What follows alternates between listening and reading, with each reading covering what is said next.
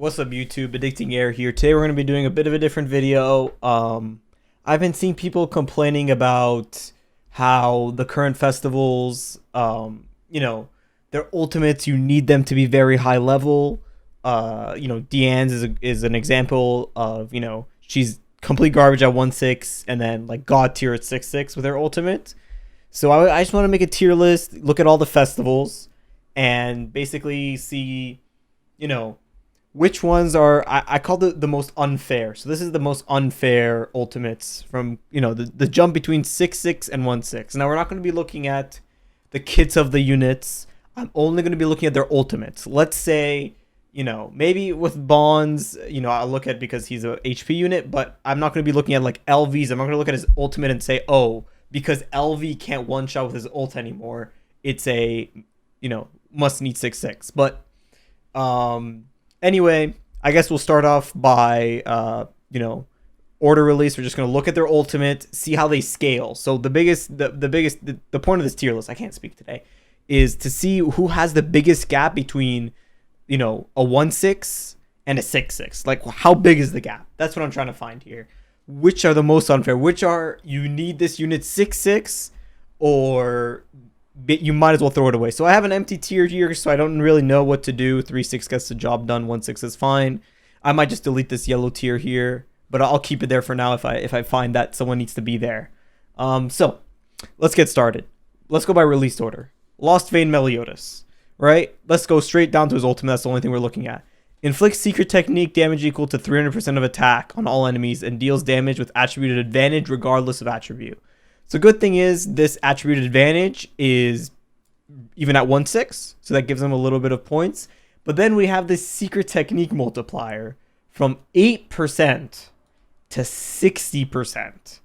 Now, you sit here and you think, okay, that is huge, right? At least you do get some secret technique multiplier.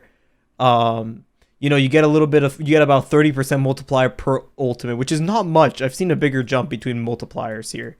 So looking at this, I'm thinking, let's say a unit with newer stats came out with this, like, let's say like Amelia, but with good stats and had this ultimate. I'm going to rank LV in terms of fairness of ultimates. Oops, that's my game. Whoops. Okay. I would rank him about 4, 5, 6.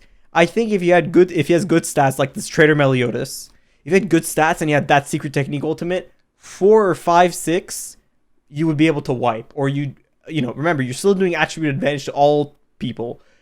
3-6 gets the job done, maybe not. I would say you probably need a little more than that to actually wipe the field.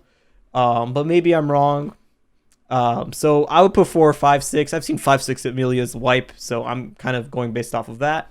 That's also if you have cards in your hand, so it could vary greatly.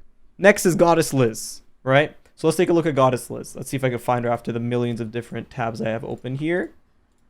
Goddess Liz is right over. I opened up by level of CC, didn't I?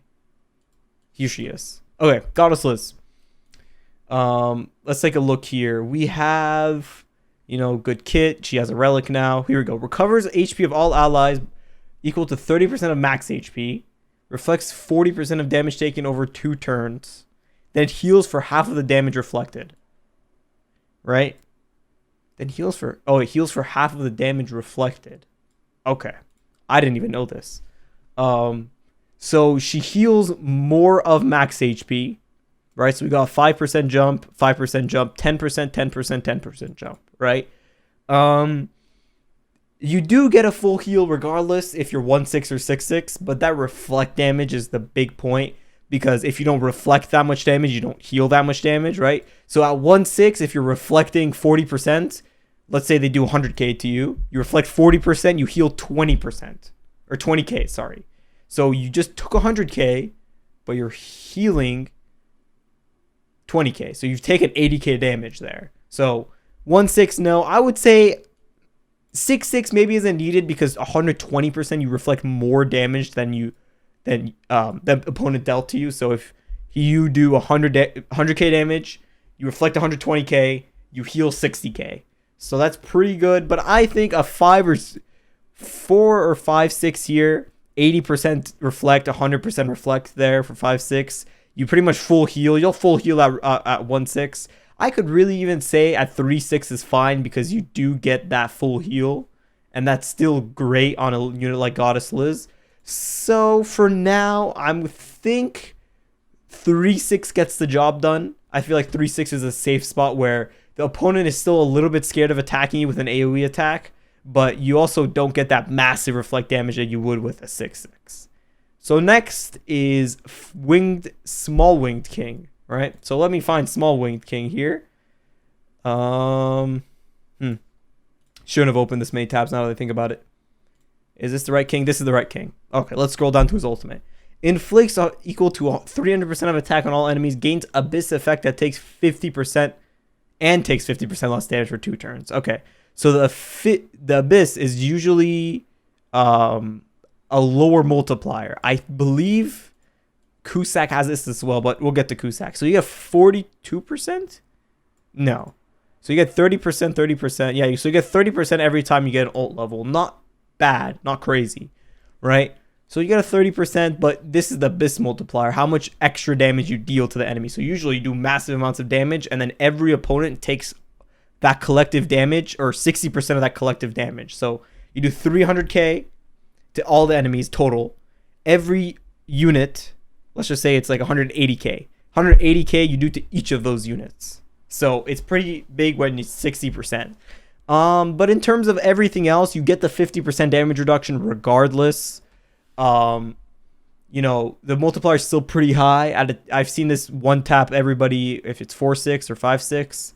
He does have a relic, but we're not, you know, thinking about the relic with the ult. This is just their ultimates. I would say this Wing King could wipe. I feel like he's okay at 3/6 as well. I feel like 3/6, you'll do insane damage. You'll hit them again when it's their turn. So 3/6, or do I dare 4/6 maybe to wipe? I think 4/6, since maybe Liz's is more a support-based ult. You get the full healing regardless. But I think 4/6 is where King is fine and he'll wipe, especially if he's on attack crit. So that's where King is. Next, who released next? Did AM release next? Or was it Lolli Merlin? I don't even remember. It's been forever. Let's just go with Lolli Merlin next. I don't remember the release of these units. Lolli Merlin's ultimate, right? Let's scroll down here. Inflicts damage equal to 400% of attack on all enemies. Creates a barrier around all allies equal to 5% of damage. So now we get a 40% multiplier bump here, all the way to 600%. So we do get a base of 400 compared to a base of 300 with all their ultimates. But also we get a barrier multiplier. The barrier multiplier, surprisingly, isn't that high, right? So, you know, you get a 3% of damage dealt, 8%, 11%, 14%, 17%, 20%. So this is a Goddess Liz shield. This is a very strong shield, right? Taking damage only from basic stats. But because of this low barrier multiplier, you'll get the shield regardless. It is an infinite shield. It'll stay there until it gets broken. So she's decent at 3/6. She'll get the job done at 3/6. She'll put up that barrier. She might not wipe, but she'll put up that barrier, give you that support. She'll be at about 480% multiplier, which is more than, like, let's say this king. This king at 4/6 is 390. But at 4 or 3 or 4/6, she's at 3/6, she's 480 compared to like a 390. 90% extra attack is huge. So I think because of the low barrier scaling, I'm comfortable putting this Merlin at right here. This I'll put like 2/6 is all right. You know, it's okay. 1/6 is all you need, I think is a better way to describe this here. Okay. Now we're going to have to see if there's any units that are actually only 1/6 is really all you need. Why is that formatting weird? Anyway, 1/6 is all you need. So I think Merlin's right there. 2/6, she has low barrier scaling, but she has high attack multiplier. 2/6 is still scary. The shield is still very, very good. The only difference between a 2/6 and a 6/6 is a beefier shield and more damage to the enemies. So you could say 3/6 gets the job done, but I think 2/6 is fine for her. I feel like the reflect is more important on Liz because she heals it back. So the barrier is more of just like a little protective thing you could use for a turn or two. Next, let's go with Assault Melee, which should have released before the 1. But let's go with Assault Melee next. If I can pull him up here, that's the wrong Meliodas. There's 3 Meliodases, man. Where is he? Did I never pull him up? Oh, no, he's right here. Okay. Assault Meliodas. Let's look at his ult. Increases hero's basic stats by 50% for 3 turns and inflicts damage attack on all enemies. So his basic stats increases by 50% before he even hits his ultimate. So this is technically more than 350 because you get 50% more. You do get a 35% multiplier at, every ult level you do get. But remember, this 50%, surprisingly, they didn't make this ult-based level. So they didn't make it like 15%, 20%, 30%, 40, 50, right? They just made it 50%. So I think this is actually one of the first ultimates that you could put at 1/6 is all you need. Because Melee is so damage reliant on that Amplify card he has, because he gets so many buffs and debuffs the enemy, if the enemy is debuffed enough, a 1/6 could wipe the enemy, because you do get that 50%. Remember, the 50%, regardless of you being 6/6, applies. So I think AM being at 1/6, you won't see that big of a difference beside wiping the team. But remember, once AM gets his buff of 50% and you have no way of removing buffs on your team, it's pretty much a GG, right? You do get that buff regardless for 2 or 3 turns. Next, the 1. Okay, let's go for the 1. He does have quite a... This is where they started really pushing on the ultimate levels, right? Where they really, really make a difference. The 1 does beefy damage multiplier on 1 enemy, then inflicts additional death damage, right? So you not only do you get an insane multiplier bump of 72%, right? You also get a death multiplier about, what is it, 10%, 15% every go, 10 to 15% every ultimate, up to 100%. So you do double the damage. Now, you could say that the 1 at 1/6 will still one-shot a unit at 720% attack. Maybe he won't one-shot 2 units like a 6/6 would. A 6/6 would one-shot 2 units. So I'm sitting here thinking, okay, well, you do get a guaranteed kill, right? But at the same time, you don't get 2 guaranteed kills. So that's a pretty big jump. So I would have to say the 1, you do get the guaranteed kill, but a 4 or 5/6 is kind of needed, especially in things like Deer nowadays, where you need to do 100% of the damage dealt twice.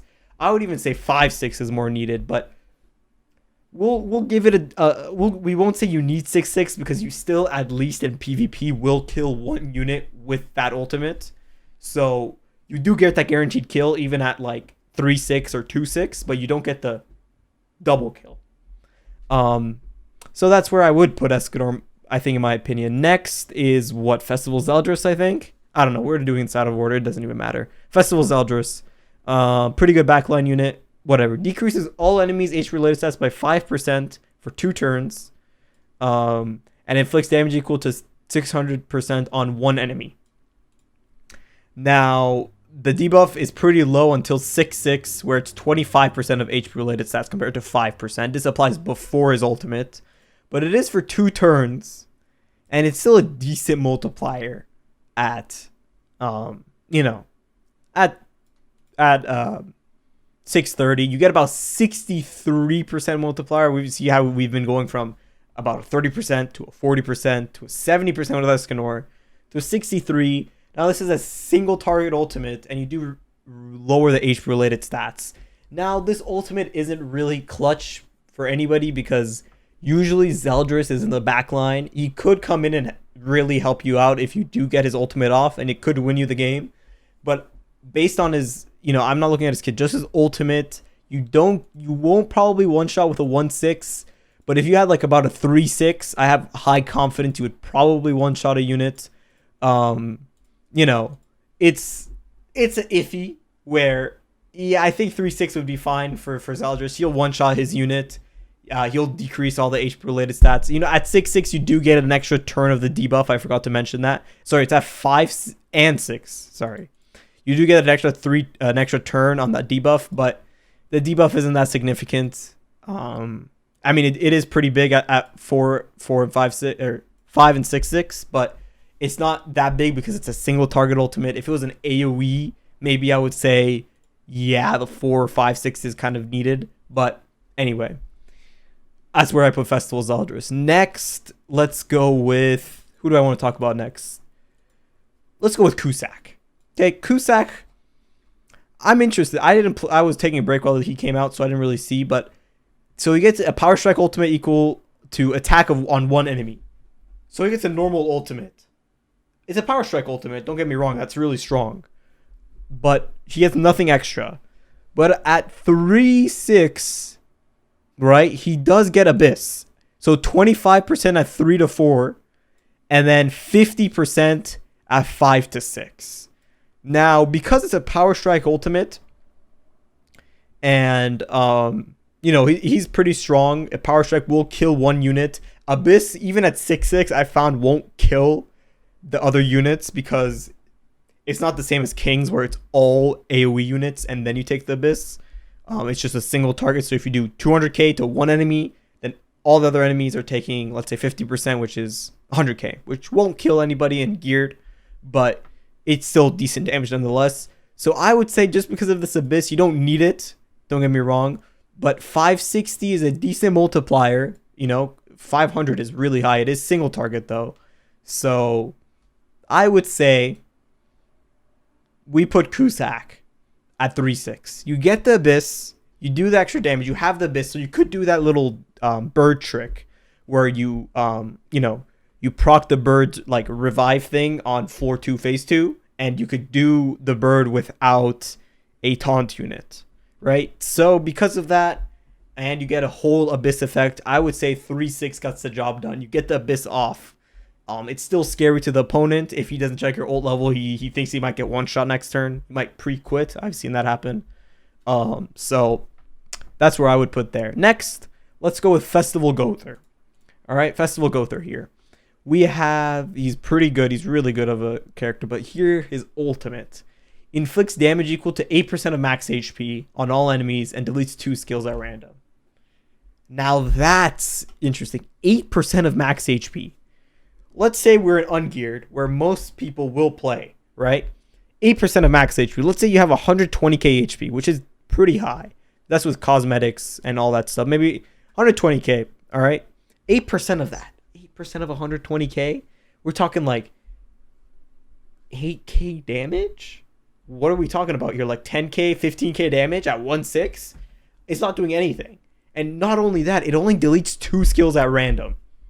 So let's say the best thing you want to use this Gowther ultimate for is to delete the opponent's ultimate moves. Now, if you have a 1/6 Gowther and you ult everybody, he's going to do no damage. And not only that, he's not going to do any damage. He might not even delete the ultimates. Now, it's all RNG if you delete the ultimates, right? But I would say, so every turn you hold 7 cards. If all units are there, you hold 7 cards. I would say if you could delete 6 or 5 of those cards, you have a pretty high chance, as well as doing 30% of their HP to 20% compared to 8, right? We do get that one bump from 3/6 or 4/6 to 5/6 here. I think deleting 5 to 6 cards, I don't know, maybe you guys could argue in the comments, but 5 to 6/6, I would say right there, 5 or 6 cards is perfect area where, man, if you delete every card but the ultimate, you're just unlucky. But it's not necessary. I mean, deleting all of them will be great because you don't have to worry about it. But I would say 4 or 5, 6 is where this ultimate is fine. It doesn't usually wipe unless you have a lot of max HP support. But like I said, it's more for deleting the cards, removing the ultimates, any like level 3 cards he has in his hand. I just completely gives him a clean slate. It might be bad for him or might be good for him. But regardless, ultimate wise, damage wise, 4 or 5, 6, I would say where Gowther excels. Next, let's go with Ban, because I think a lot of people are going to know where this goes with Ban, right? Have I pulled up Ban? That's who I forgot to pull up on the database. It was Ban. Let's see here. So many Bans. Purgatory Ban. Here we go. Purgatory Ban. So let's look at his ultimate. Inflicts damage equal to 30% of max HP on all enemies. Multiplier goes up 3%. every ultimate gauge. The multiplier is low, but here's the big difference. At 6/6, the skill gains Rupture.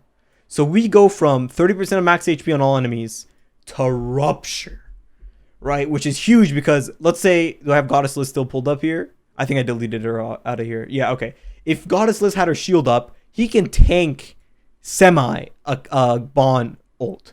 I've seen nowadays, now that we've gone to such a point where units have 8% damage reduction by doing 2 single targets, Diane provides 30% damage reduction, King applies 100% damage reduction, you need a 6/6 ultimate with Bond nowadays. I don't know why I've moved off of Bond. You need a 6/6 ultimate nowadays. If they're unit, let's say they're running a Goddess team, this is a very common scenario. They run a Goddess team where they have a Margaret buff up and a Goddess Liz shield.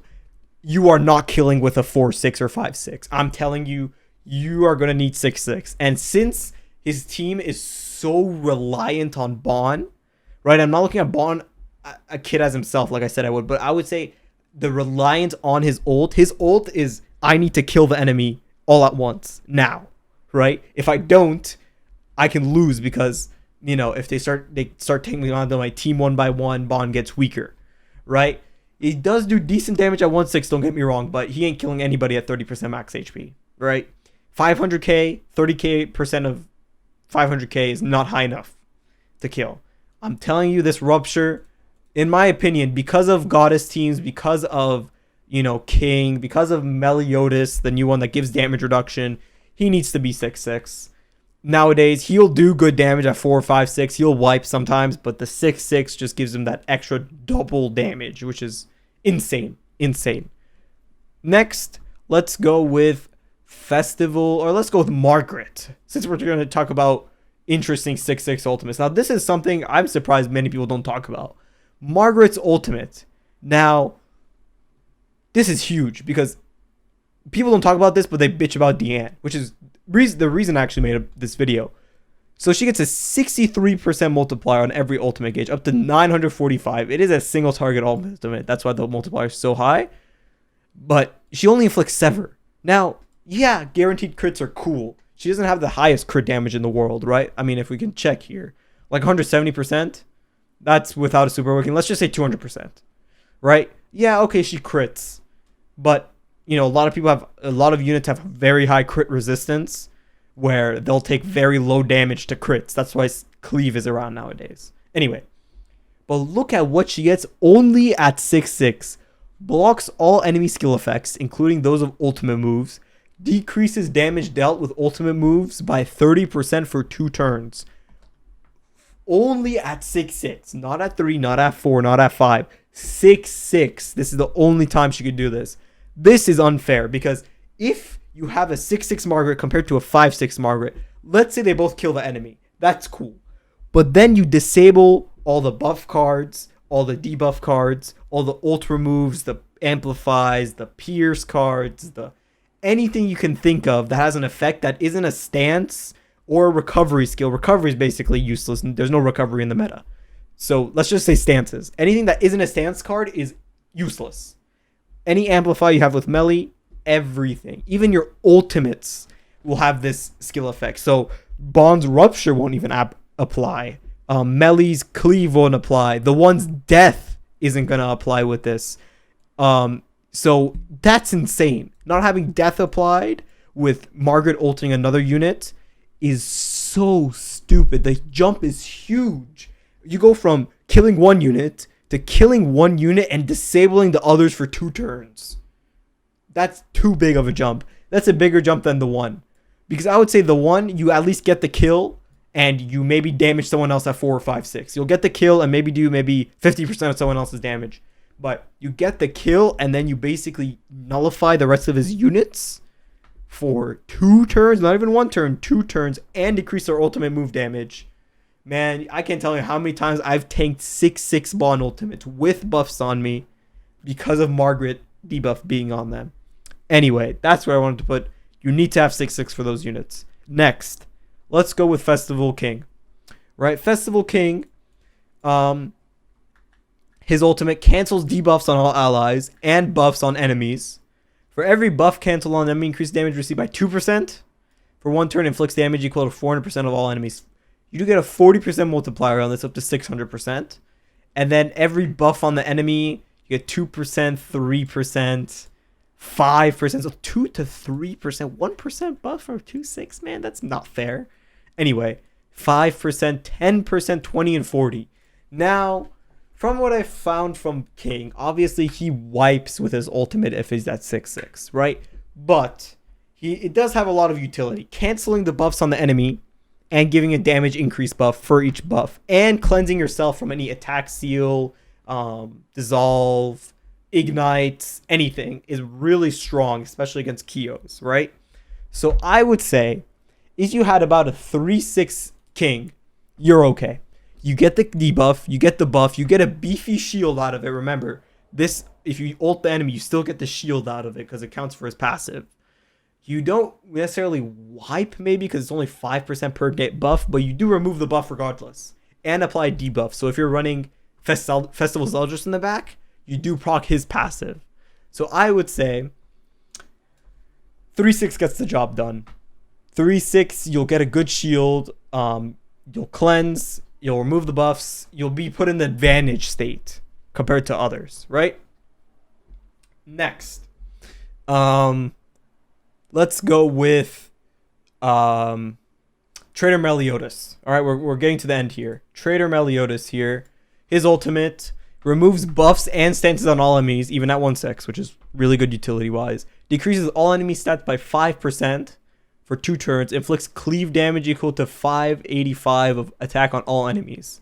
So it's only a 39% multiplier here, but there's 3 different multipliers here that come into play.